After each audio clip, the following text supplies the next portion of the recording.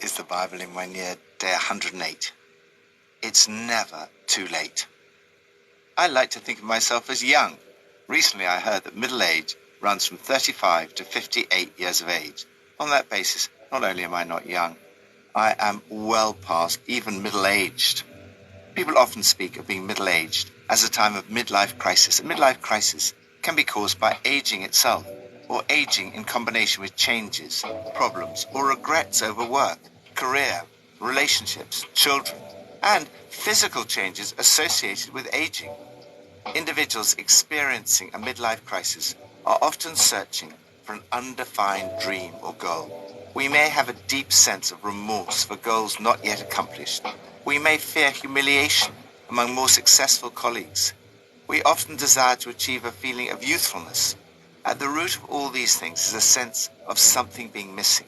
There's often a tragic wisdom in midlife crisis, as we realize the emptiness of much of what we used to strive for, even if what we replace it with is not always particularly wise. I've often wondered whether Zacchaeus, whom we read about in today's New Testament passage, was going through a midlife crisis. Whether he was or not, he found the answer that so many people are searching for in his encounter with Jesus. No matter how long you've traveled in the wrong direction, you can always turn around. With Jesus, it's never too late to make a new start and ensure that your life is set in the right direction. From Proverbs 10. The Proverbs of Solomon. A wise son brings joy to his father, but a foolish son brings grief to his mother. Ill-gotten treasures have no lasting value, but righteousness delivers from death. The Lord does not let the righteous go hungry, but he thwarts the craving of the wicked. Lazy hands make for poverty, but diligent hands bring wealth. He who gathers crops in summer is a prudent son, but he who sleeps during harvest is a disgraceful son. Blessings crown the head of the righteous, but violence overwhelms the mouth of the wicked. The name of the righteous is used in blessings, but the name of the wicked will rot. The wise in heart accept commands, but a chattering fool comes to ruin. Whoever walks in integrity walks securely, but whoever takes crooked paths will be found out. Whoever winks maliciously causes grief, and a chattering fool comes to ruin. Apply the rocking chair test. A successful businessman, who is well known to be a man of extraordinary integrity, told me that he applies the rocking chair test to all his decisions. He pictures himself one day in his retirement, sitting in his rocking chair and looking back on the decisions that he's made. What will he decide was a good decision, and what will he decide was a bad decision? He wants to ensure that the decisions he makes now, he will not regret later. This passage shows us the things we need to avoid, such as malice, foolish gossip, and laziness. Honesty and integrity are key to a life lived without regret. Ill-gotten gain gets you nowhere. An honest life is immortal. A good and honest life is a blessed memorial. A wicked life leaves a rotten stench. If you live honestly and with integrity, you can be confident and carefree. But the dishonest will be caught. Shifty is sure to be exposed.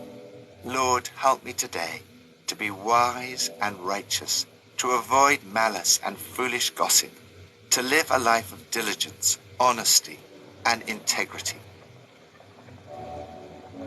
New Testament, from Luke 18 and 19. Jesus took the 12 aside and told them, "We are going up to Jerusalem, and everything that is written by the prophets about the Son of Man will be fulfilled. He will be handed over to the Gentiles. They will mock him, insult him, and spit on him. They will flog him and kill him. On the third day he will rise again." The disciples did not understand any of this. Its meaning was hidden from them, and they did not know what he was talking about. As Jesus approached Jericho, a blind man was sitting by the roadside begging. When he heard the crowd going by, he asked what was happening. They told him, "Jesus of Nazareth is passing by." He called out, "Jesus, Son of David, have mercy on me." Those who led the way rebuked him and told him to be quiet, but he shouted all the more, "Son of David, have mercy on me." Jesus stopped and ordered the man to be brought to him. When he came near, Jesus asked him, "What do you want me to do for you?" "Lord, I want to see," he replied. Jesus said to him, "Receive your sight. Your faith has healed you." Immediately, he received his sight and followed Jesus, praising God. When all the people saw it, they also praised God. Luke chapter 19. Jesus entered Jericho and was passing through. A man was there by the name of Zacchaeus. He was a chief tax collector and was wealthy. He wanted to see who Jesus was. But because he was short, he could not see over the crowd. So he ran ahead and climbed a sycamore fig tree to see him, since Jesus was coming that way. When Jesus reached the spot, he looked up and said to him, "Zacchaeus, come down immediately. I must stay at your house today." So he came down at once and welcomed him gladly. All the people saw this and began to mutter, "He's gone to be the guest of a sinner." But Zacchaeus stood up and said to the Lord, "Look, Lord, here and now I give half my possessions to the poor, and if I have cheated anybody out of anything, I will pay back 4 times the amount."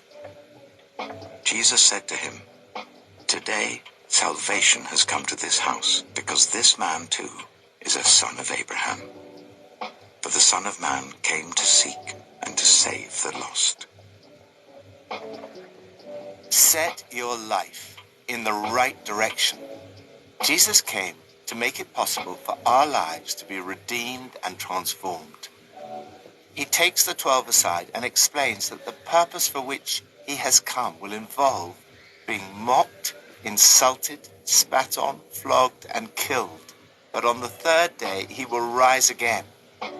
It is the crucifixion and resurrection of Jesus that provides hope for every human being.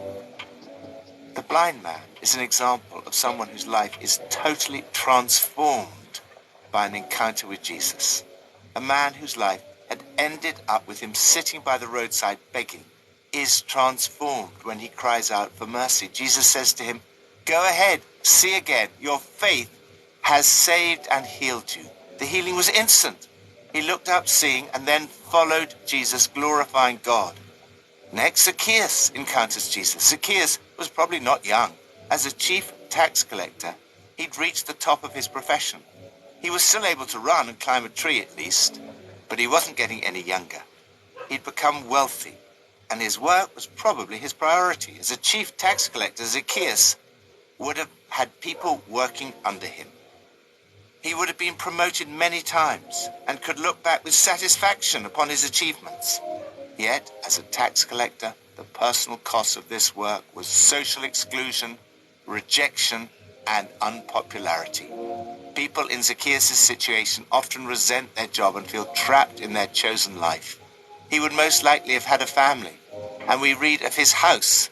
Perhaps he worked very hard for them. A midlife crisis can be devastating to family life. A person in midlife crisis can become angry, depressed, and resentful to those closest to them, feeling that no matter how hard they work, their family requires more than they can earn. Zacchaeus was almost certainly from a religious home. His parents called him Zacchaeus, the righteous one. But now religious people regarded him as a sinner because he was collecting taxes from his own people to give to the Romans and taking a lot of it for himself. Still, he wanted to see who Jesus was. He must have realized he had a need. For all his money, success, family life, and religion, there was still something missing. Zacchaeus wanted to see Jesus without Jesus seeing him. Many people feel that because of their sin and imperfections, God will turn away from them. But God loves imperfect people, and instead of turning away from you, he turns towards you. Zacchaeus did not realize that you cannot hide from God. Jesus knew him, and he even knew his name. Zacchaeus did not realize that Jesus loved him and wanted to know him. Whatever you've done in your life, and whatever your imperfection, Jesus loves you and wants to be in relationship with you. But he requires a response. In a dramatic moment of encounter, Jesus said, "Come down immediately." Zacchaeus humbled himself and obeyed Jesus. He did not put it off. He came down at once and welcomed him gladly. Jesus was not put off by the negative response of the crowd. The result was a total transformation in Zacchaeus' life. He decided to give half of my possessions to the poor, and if I've cheated anybody out of anything, I'll pay back 4 times the amount. His attitude to possessions changed completely. The question for us should not be, how much can I get, but how much can I give? His whole life was transformed. Jesus said to him, "Today salvation has come to this house." Salvation comes to his household in the arrival of Jesus. Salvation means freedom. It means a relationship with Jesus that goes on forever. This puts even a midlife crisis in perspective. Finally, you, like Zacchaeus, can be part of God's transformation of society. The transformation in Zacchaeus and his household brought benefits for the poor and justice for those who had been cheated. His crucial decision to follow Jesus certainly passes the rocking chair test. Lord, thank you that you love me and that you often use a crisis to transform my life for the better. Help me to encounter you afresh today. Old Testament, from Deuteronomy 29 and 30. These are the terms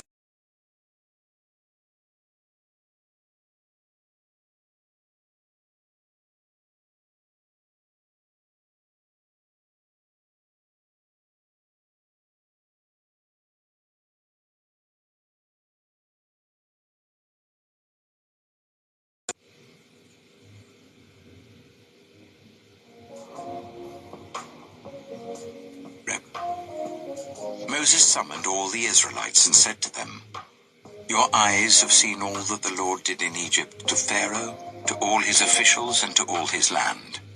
With your own eyes you saw those great trials, those signs and great wonders. But to this day the Lord has not given you a mind that understands, or eyes that see, or ears that hear. Yet the Lord says, during the 40 years that I led you through the wilderness, your clothes did not wear out, nor did the sandals on your feet. You ate no bread and drank no wine nor other fermented drink. I did this so that you might know that I am the Lord your God."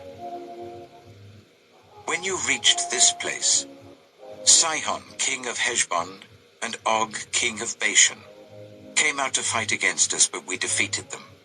We took their land and gave it as an inheritance to the Reubenites, the Gadites, and the half-tribe of Manasseh. Carefully follow the terms of this covenant, so that you may prosper in everything you do. All of you are standing today in the presence of the Lord your God. Your leaders and chief men, your elders and officials, and all the other men of Israel, together with your children and your wives, and the foreigners living in your camps who chop your wood and carry your water.